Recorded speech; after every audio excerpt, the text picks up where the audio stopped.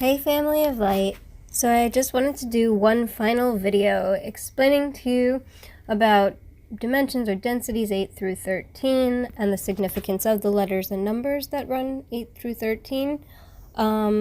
This is kind of next level and it does kind of blow my mind too.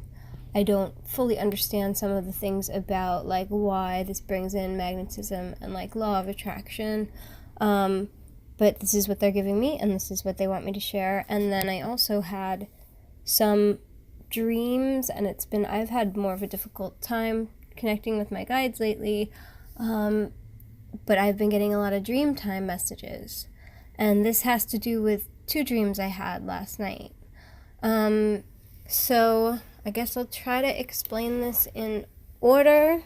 This is going to be the end of Codex series part 1, and then there'll be a part 2 that'll be start at 14, which is bridging to the next existence. So yeah, 8 through 13. So 8 we said was the harmonic control mechanism, that gathering of data, that constant mixing. And then 9 is how we choose what portion of this data that we receive we're going to line up with and focus ourselves in. But then like if we were to pull off that section and just use that, they're showing me like, again, like magnets. So the 7 is like triangulating the destination, and the 9 is extending that one straight part of the magnet.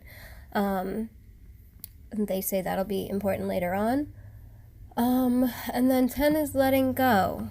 Letting go of anything, detachment in general. And it's not, they said at some point, it's not necessary in order to create. You don't have to give up. But yeah, it's like law of attraction, detachment, knowing it's done, that starting at that 0, 1, the Fool all over again, and being okay with that.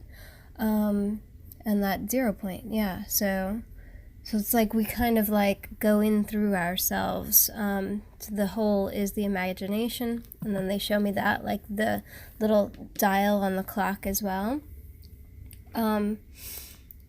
So yeah, so then the lines are the 11, which is receptivity, but it's also like emotional perception, and your movement. So like thinking about the past, planning the future. And this is where I'm going to get into my first dream that I had.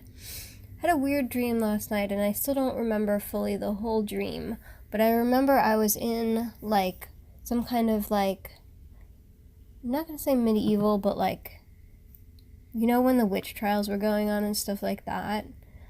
I remember thinking and being very like methodical about like what I was gonna wear, and I was like putting flowers in my hair because I didn't want people to perceive me as a witch. I tried to keep my whole disposition smiley and sunny and make my whole aura happy and light and energetic so people wouldn't perceive me in a negative way. And that's like planning. So like it's funny because when I was writing this down, I was also texting someone, and I was like trying to choose, it was like not necessarily flirting, but I was kind of trying to choose the way they would perceive what I was saying to them. So we do this all the time, and we can't help but do this. But like this is how we clock time, by managing our perceptions. And that's also about how like you look at the past too. So those are the two little 11 yellow bars. And then what did they also said about that, like, yeah, so that's like triangulating too.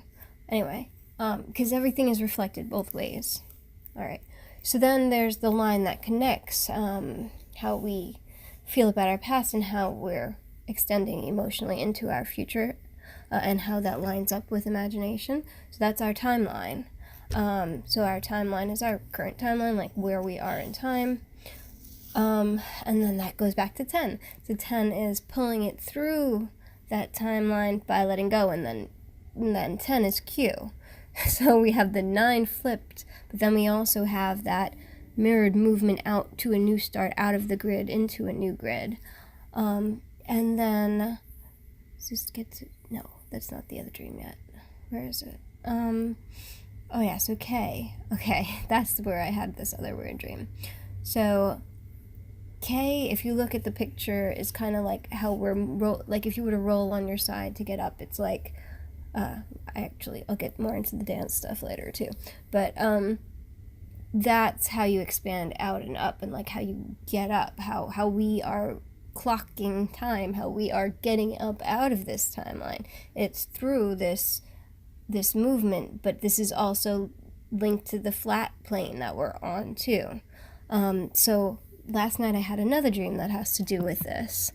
This is all through my Arcturian. Thank you, Arcturians. So the dream I had was like only an hour into sleeping, and then I woke up, which is very rare.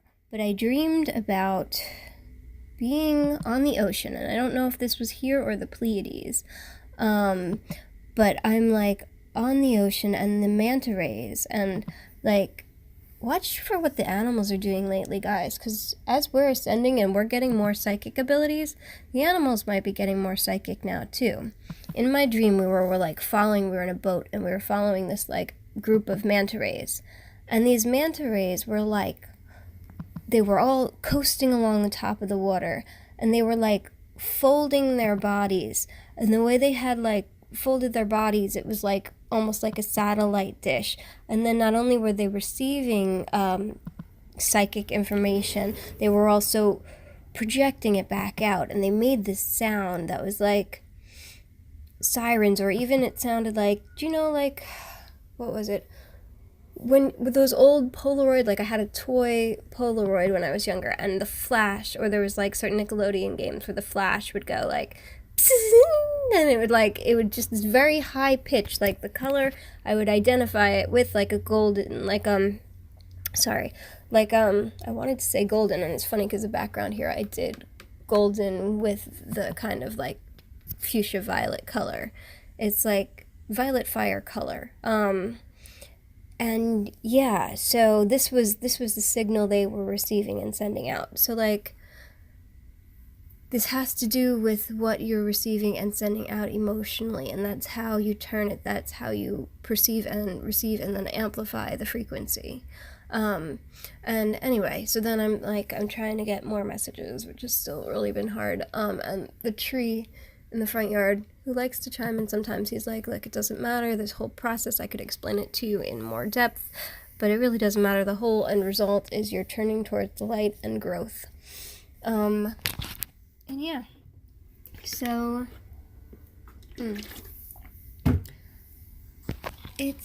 we're turning towards light and growth, and that's the whole point of 8 through 13.